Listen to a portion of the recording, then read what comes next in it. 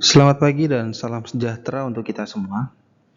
Hari ini kita bertemu kembali di mata kuliah Perencanaan dan Pengembangan Bisnis yang kita selenggarakan secara online.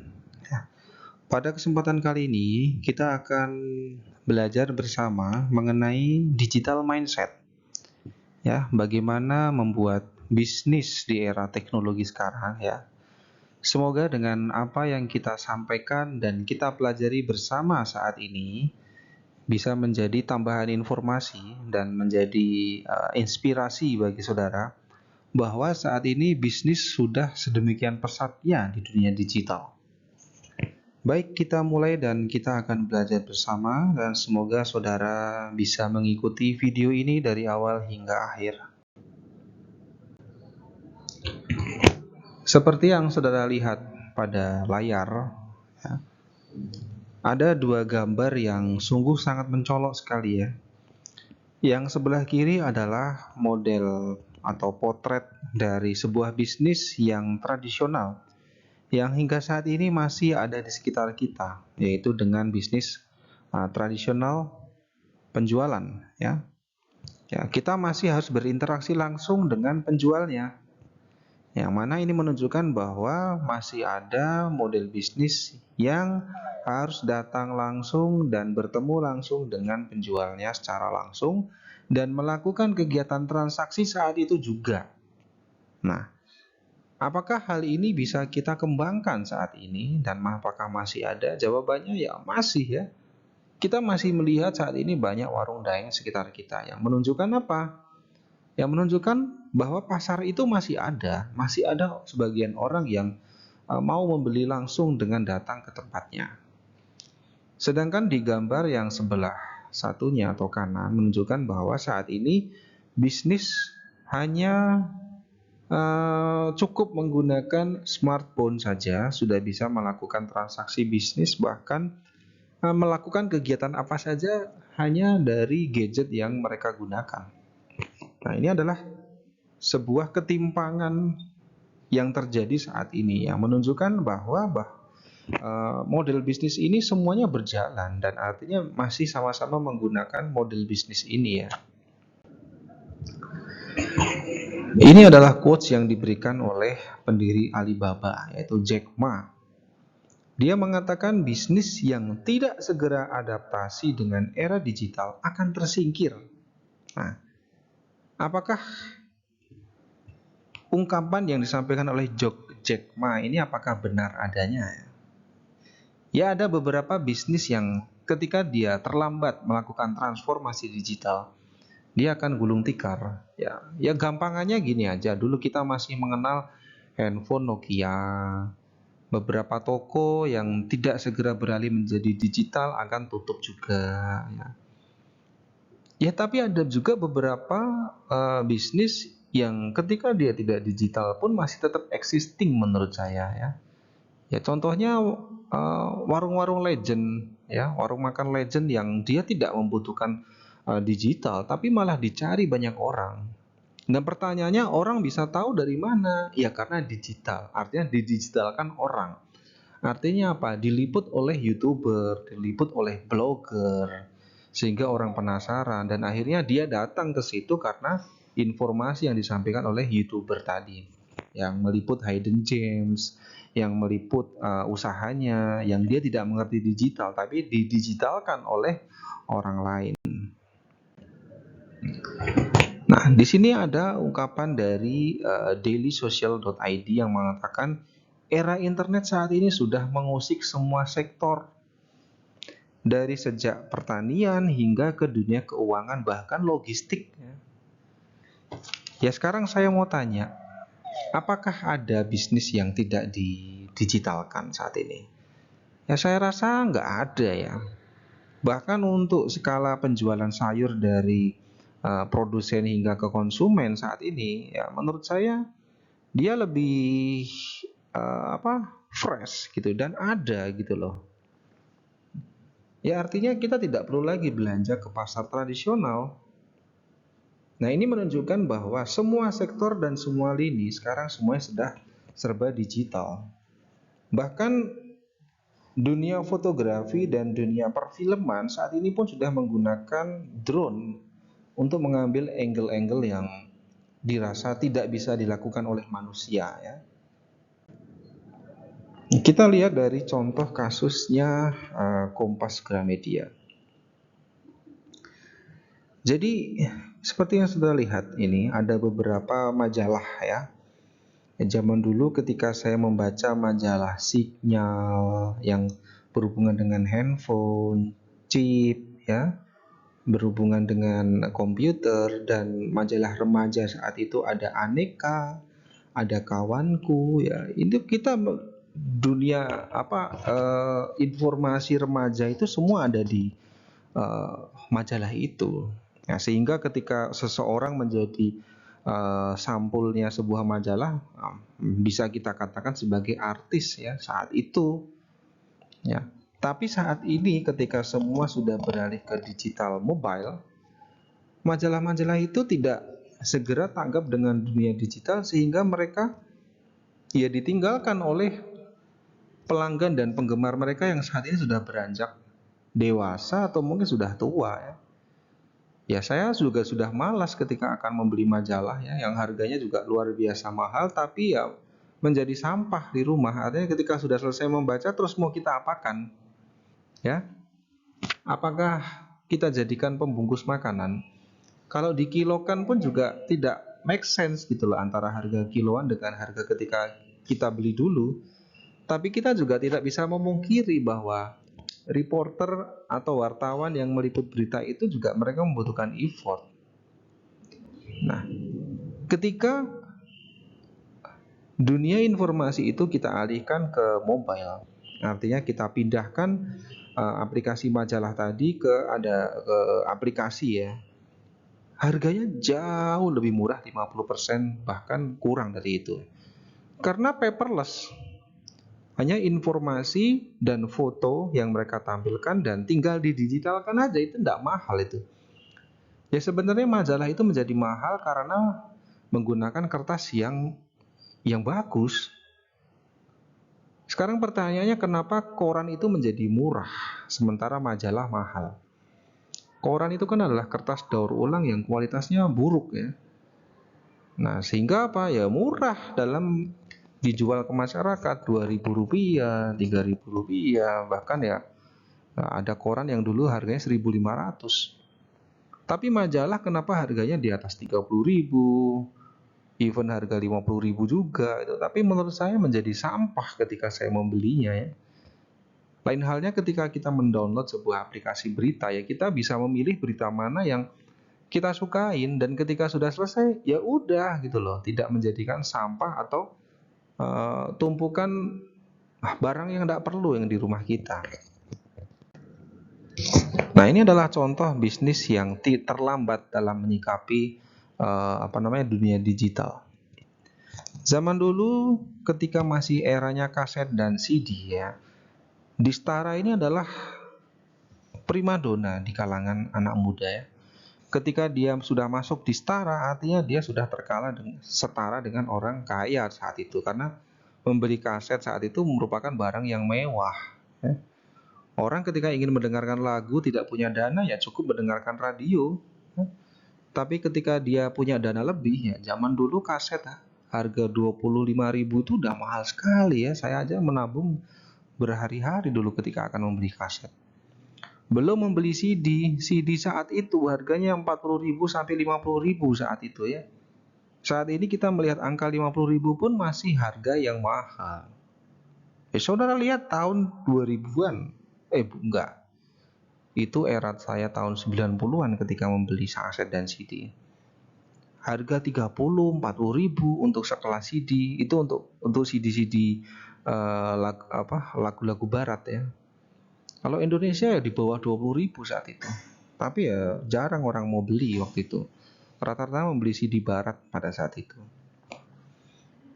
Nah, Distara ini gagal dalam menyikapi perubahan transformasi digital. Sehingga apa? Banyak tokonya yang saat ini tutup. Karena ya orang sudah enggan menggunakan kaset. Sekarang semua sudah beralih ke musik digital.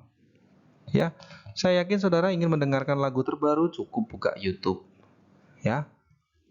Dan banyak platform musik lain ya selain YouTube. Atau YouTube musik pun sekarang juga sudah ada. Ini adalah gambaran valuasi dari pertumbuhan Gojek. Saya yakin tahun 70-an ketika era anak mudanya orang tua saudara mungkin ya mengenal Gojek itu atau ojek pangkalan itu sudah hal yang familiar pada saat itu ya. Artinya apa? Orang mengenal Gojek ya sebagai sebuah alat transportasi alternatif. Ketika kita ingin menggunakan Gojek, bukannya Gojek yang nyamperin kita, kita yang nyamperin mereka. Kita datang ke pangkalan untuk datang dan apa? Akan naik Gojek, ya kan? Tapi saat ini semuanya sudah berbalik. Dimanapun kita ada, Gojek yang nyamperin kita. Kita ingin makan apa aja ya, ketika hujan dan badai, cukup panggil GoFood dan mereka akan datang dengan senang hati mengantarkan makanan kita. Jadi sekarang sudah tidak ada batasan lagi. Karena apa? Digital. Jadi kalau saat ini kita masih enggan untuk bertransformasi menggunakan digital ya, kita akan ketinggalan dengan adanya pertumbuhan bisnis yang sangat luar biasa. Ini adalah bentuk dari Matahari Mall saat itu ya. Saat itu mereka masih menggunakan penjualan langsung ya. Tapi saat ini ketika dia beralih dari penjualan langsung menggunakan aplikasi, ya cukup signifikan. Tapi tidak dipungkiri juga bahwa saat ini masih ada beberapa konsumen yang ingin melakukan pembelian baju itu harus datang ke tokonya langsung dan memegang barangnya langsung ya. Jadi dari beberapa kasus retail tadi ya, membuktikan bahwa masyarakat saat ini sudah beralih dari offline ke online. Ya sama halnya ketika saudara ingin minta kuliah online ya. Pak, kapan kuliah online? Karena apa? Sekarang kuliah itu ya seharusnya tidak ada di kelas. Ada beberapa mahasiswa yang kuliahnya di Amerika, tapi domisili di Indonesia. Masih memungkinkan untuk dilaksanakan kuliah seperti itu. Nah, mungkin saudara pada jam tersebut sedang berhalangan hadir. Ada keperluan lain, dan ketika dibuatkan kuliah online seperti ini, ya saudara bisa mendengarkan materi kuliah atau ceramah saya itu bisa kapan aja dan sedang apa saja. Kenapa saya juga tidak menggunakan Zoom atau Google Meeting? Karena saya tahu saudara mungkin pada jam yang saya tentukan saudara ingin goler-goler di rumah ya. Ingin tidak seperti kuliah pada umumnya kan. Karena generasi sekarang berbeda dengan generasi saya. Ya artinya apa? Saya harus bisa menyesuaikan dengan kebutuhan dan dengan pola ya generasi sekarang. Ya saya kan artinya apa? Ya supaya gimana caranya ilmu yang saya berikan itu bisa sampai dengan baik dan tidak ada keterpaksaan ketika saudara akan me-input atau menginstal ilmu yang kita sharing. Ya ini bentuk dari transformasi digital ya. Ya saya mencoba ya, semoga bisa it works untuk saudara dan ya masih bisa terus berjalan sampai nanti. Lalu di sini pertanyaannya, digital tools for business. Apa aja itu digital toolsnya? Yang pertama adalah WhatsApp Business. Nah, ini seperti kita tahu ya, kenapa kok ada beberapa di antara rekan kita menggunakan WhatsApp Business untuk kepentingan komunikasinya.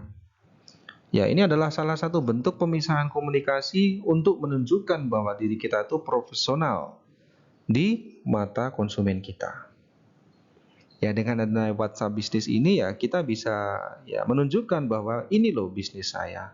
Di situ berisi tentang produk kita dan langsung bisa direct melakukan komunikasi dengan si empunya toko. Nah, apa yang terjadi kalau tidak dibuatkan pemisahan komunikasi antara WhatsApp bisnis dengan WhatsApp yang reguler? Ya bingung penjualnya ya, ini yang beli yang mana, ini yang teman yang mana. Ya sama halnya saudara mencampur adukan laporan keuangan atau pendapatan antara laporan keuangan usaha dengan laporan keuangan kebutuhan sehari-hari ya. Menjadi semrawut gitu loh. Lalu kita mengenal Facebook advertising, kemudian Instagram ads advertising juga. Nah, ini adalah salah satu bentuk platform social media yang nantinya bisa saudara gunakan untuk tugas akhir saudara di mata kuliah ini, yaitu memasarkan bisnis Anda ya ke dalam platform digital ini. Ya. Karena dengan adanya FB Ads, Instagram Ads ini kita bisa menjangkau seluruh lapisan masyarakat dimanapun dia tinggal. Nah, ini adalah salah satu bentuk contoh ya. Ya, saudara sudah sangat familiar ya. Saya rasa dalam menggunakan FB Ads ketika ada kata-kata silahkan klik keranjang kuning. Nah, itu saudara pasti saya yakin sudah familiar ya. Nah, ini adalah salah satu bentuk memperkenalkan bisnis kita di Google. Ya, ini saya sudah membuktikan bahwa dengan yang gratisan pun, dengan Google My Business, kita bisa mendapatkan laporan berkala dari Google ketika orang datang ke toko kita. Ketika orang menggunakan guidance atau Google Maps untuk menuju tempat bisnis kita, nah ini akan dilaporkan setiap bulannya oleh Google ya. Saya sudah mencoba ini sampai sekarang. Dan ternyata it works. Saya bisa mengukur berapa tingkat kunjungan kemana, ke tempat bisnis kita, dan apakah ada interaksi antar penjual dengan pembeli. Nah, makanya kan ada beberapa toko dan rumah makan yang syarat untuk mendapatkan diskon adalah melakukan review di Google Maps. Itu tujuannya untuk apa sih sebenarnya? Ya supaya rating dari si restoran tadi itu naik, sehingga ketika saya ingin mencari di mana lokasi gado-gado terenak misalkan, nah itu akan muncul di rating pertama dan akan diusulkan yang paling teratas oleh Google karena rating kita yang tinggi dan artinya banyak dicari oleh orang. Jadi ini adalah pertanyaan tentang internet. Nah, jadi ada pertanyaan, seberapa sering kita terhubung dengan internet melalui smartphone? Ternyata survei yang dilakukan oleh Indonesia Survey Center menunjukkan ada 95,4 total populasi ya saya rasa di Indonesia yang mungkin ya. Itu sering ya, almost setiap hari menggunakan internet dari smartphone. Ini menunjukkan bahwa adanya ketergantungan antara manusia dan individu ya dengan dunia smartphone ya. Karena mereka pengen apa sih sebenarnya, kita lihat setelah ini. Nah, di sini akan kita lihat dalam waktu 24 jam itu rata-rata kita berapa lama menggunakan smartphone. Di sini ada survei yang membuktikan bahwa kira-kira lebih dari 8 jam ke atas ya. Jadi 19,5% ini menunjukkan ada 8 jam lebih. Tapi saya rasa untuk generasi saudara dan mungkin saudara ya, saya rasa saudara lebih dari 8 jam. Satu film drakor itu ya paling tidak kalau sampai tamat ya 2 jam ya. Itu baru satu seri ya. Apalagi kalau saudara menamatkan berseri-seri sampai selesai. Nah itu kira-kira butuh waktu berapa jam itu. Belum lagi untuk aplikasi update sosial media.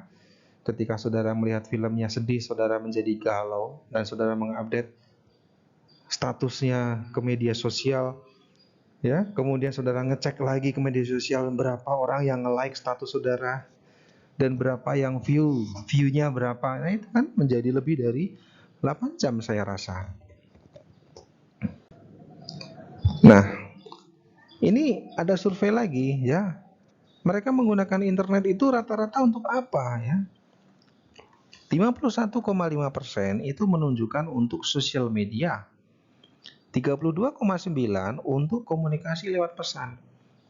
Jadi pertanyaannya, ketika saudara memiliki handphone seharga 20 juta, 15 juta, 10 juta, hanya untuk sosial media dan komunikasi ya, atau mungkin untuk berselfie ria dengan kamera seharga 15 juta, saya rasa itu kameranya jahat-jahat semua ya. Bisa merubah fisik seseorang tanpa harus melakukan operasi plastik. Menangis dokter plastik sekarang ya. Dokter bedah plastik sekolah lama-lama dikalahkan oleh aplikasi yang ada di handphone.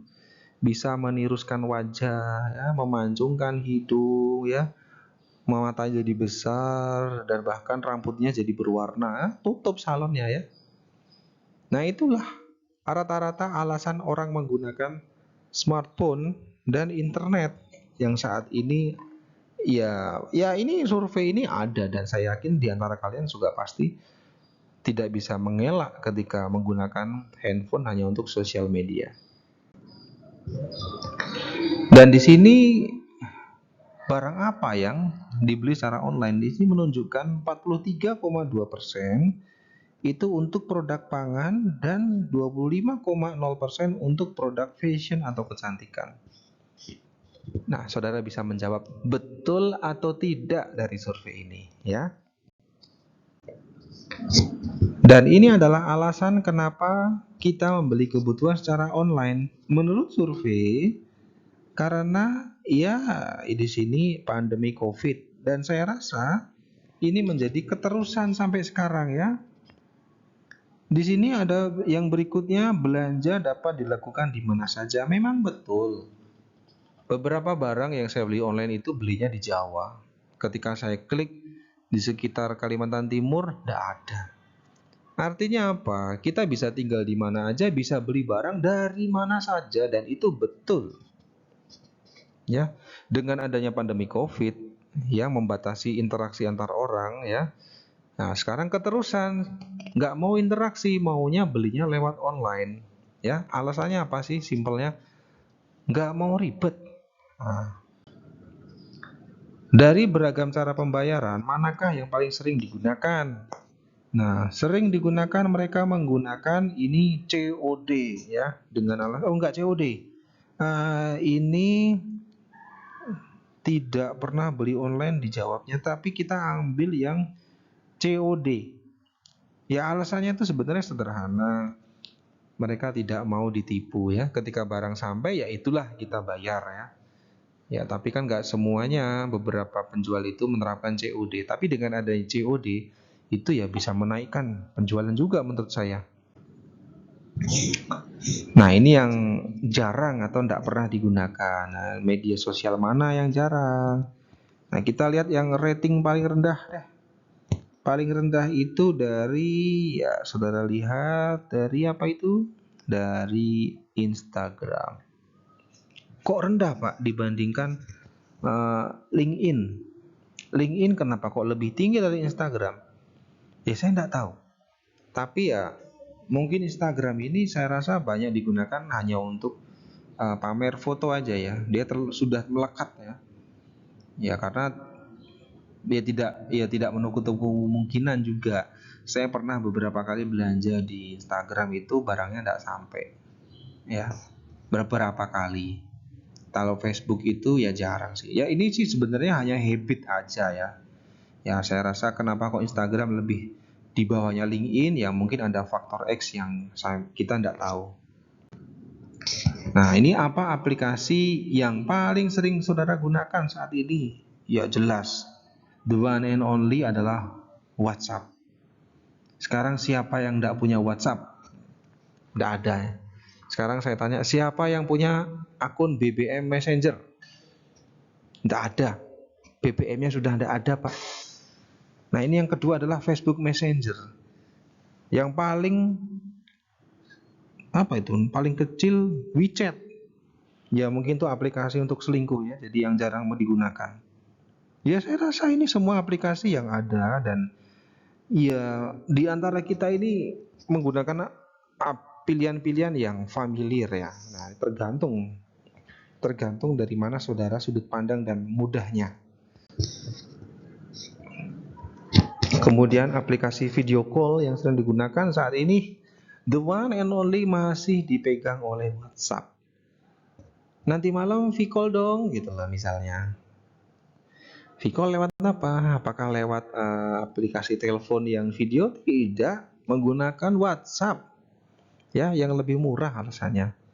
Ya, jadi Nah, itulah perkembangan teknologi saat ini dan saya rasa semoga saudara bisa mengikutinya. Nah, ya semoga biar apa sebenarnya? Biar kita bisa survive aja.